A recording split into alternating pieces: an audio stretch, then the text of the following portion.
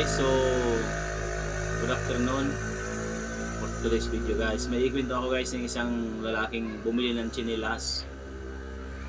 Bibihira siya guys pumunta ng bayan. Bumili siya ng tsinelas.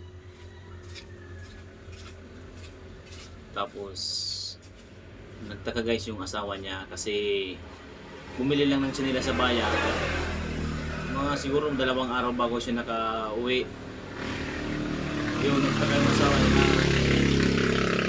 sila siya yung bibilhin.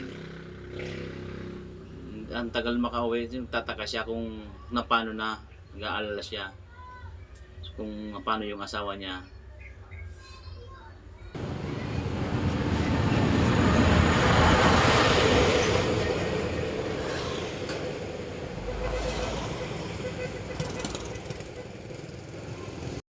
Okay, so kaya pala guys, nagtaka yung asawa niya kung kaya matagal makakauwi yung asawa niya na bumili lang ng tsinelas. Umabot ng 2 araw bago nakabuwi.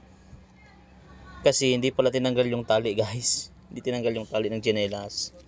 Ayan siya, may tali na plastic.